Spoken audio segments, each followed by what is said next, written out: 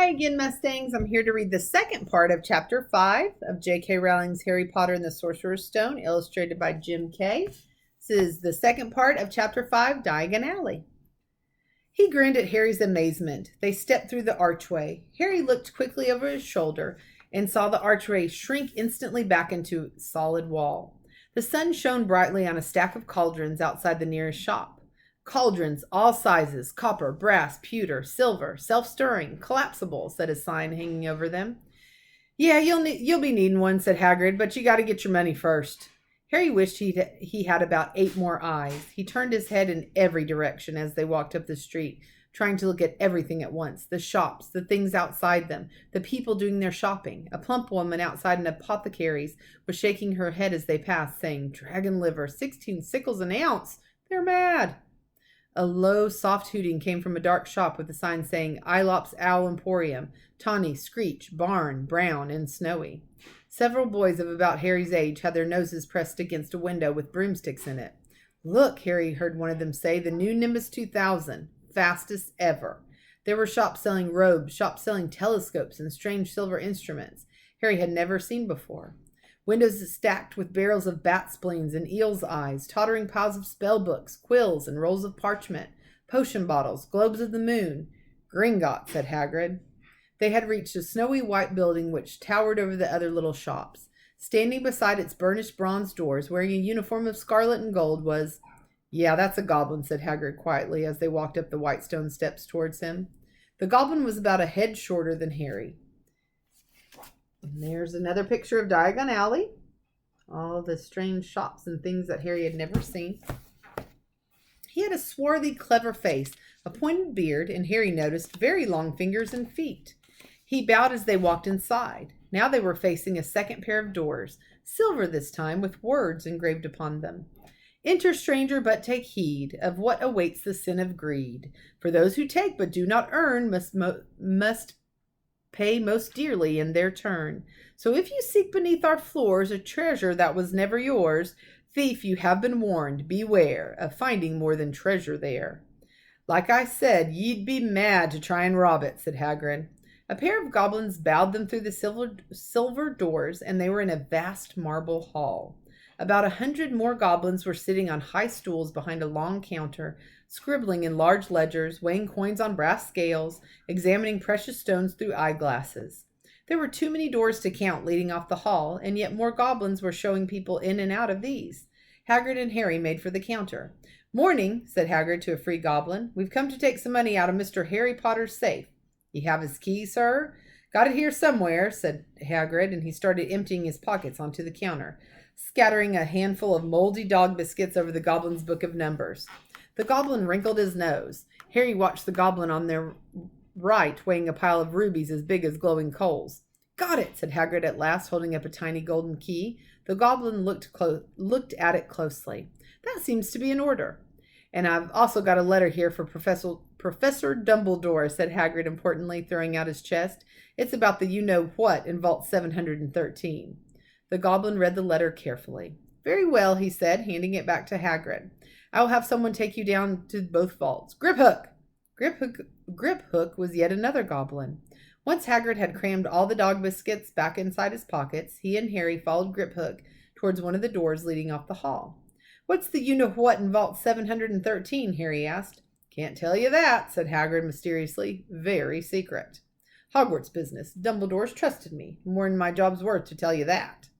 Griphook held the door open for them. Harry, who had expected more marble, was surprised. They were in a narrow stone passageway lit with flaming torches.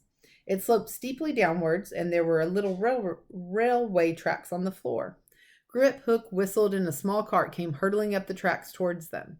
They climbed in, Hagrid with some difficulty, and were off. At first they just hurtled through a maze of twisting passages. Harry tried to remember left, right, left, middle, fork, right, left, but it was impossible. The rattling cart seemed to know its own way because Griphook wasn't steering.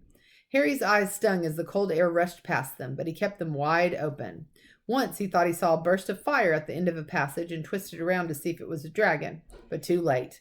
They plunged even deeper, passing an underground lake where huge stalactites and stalagmites grew from the ceiling and floor. "I never know," Harry called to Hagrid over the noise of the cart. "What's the difference between a stalagmite and a stalactite?" "Stalagmite's got an M in it," said Hagrid. "And don't ask me questions just now. I think I'm going to be sick." He did look very green, and when the cart stopped at last behind a small door in the passage wall, Hagrid got out and had to lean against the wall to stop his knees trembling. Griphook unlocked the door. A lot of green smoke came billowing out, and as it cleared, Harry gasped. Inside were mounds of gold coins, columns of silver, heaps of little bronze knuts. "All yours," smiled Hagrid.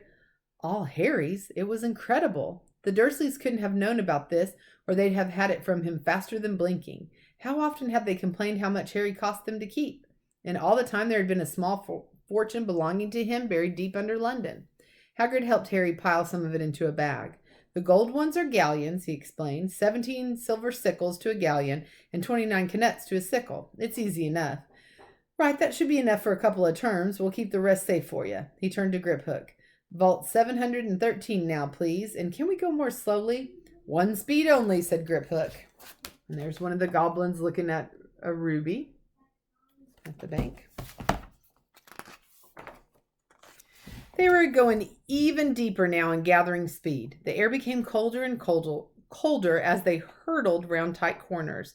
They were rattling over an underground ravine, and Harry leant over the side to try and see what was down at the dark bottom, but Hagrid groaned and pulled him back by the scruff of his neck. Vault 713 had no keyhole. "Stand back," said Griphook importantly. He stroked the door gently with one of his long fingers, and it simply melted away. "If anyone but a Gringotts goblin tried that, they'd be sucked through the door and trapped in here," said Griphook. "How often do you check to see if anyone's inside?" Harry asked. "About once every 10 years, said Griphook with a rather nasty grin. Something really extraordinary had to be inside this top security vault, Harry was sure, and he leant forward eagerly, expecting to see fabulous jewels at the very least. But at first he thought it was empty. Then he noticed a grubby little package wrapped up in brown paper lying on the floor. Hagrid picked it up and tucked it deep inside his coat. Harry longed to see what it was, but knew better than to ask. "Come on, back in the infernal cart, and don't talk to me on the way back. It's best if I keep my mouth shut," said Hagrid. One wild cart ride later, they stood blinking in the sunlight outside Gringotts. Harry didn't know where to run first now that he had a bag full of money. He didn't have to know how many galleons there were to a pound to know that he was holding more money than he'd had in his whole life, more money than even Dudley had ever had. "Might as well get your uniform," said Hagrid, nodding towards Madame Malkin's robes for all occasions. "Listen, Harry, would you mind if I slipped off for a pick-me-up at the Leaky Cauldron? I hate them Gringotts carts." He did still look a bit sick, so Harry entered Madame Malkin's shop alone, feeling nervous. Madame Malkin was a squat, smiling witch dressed all in mauve. "Hogwarts, dear," she said when Harry started to speak. "Got the lot here, another young man being fitted up just now, in fact." In back of the shop, a boy with a pale, pointed face was standing on a footstool while a second witch pinned up his long black robes. Madame Malkin stood Harry on a stool next to him, slipped a long robe over his head, and began to pin it to the right length. "Hello," said the boy. "Hogwarts, too?" "Yes," said Harry. "My father's been buying my books, and mother's up the street looking at wands." So here's a character we get to know rather well later. One of the first wizards, or the first wizard that Harry meets his age. Said the boy. He had a bored, drawling voice. "Then I'm going to drag them off to look at racing brooms." All right, and that's the second part of Chapter 5, Diagon Alley. I'll see you for the third part soon. Bye.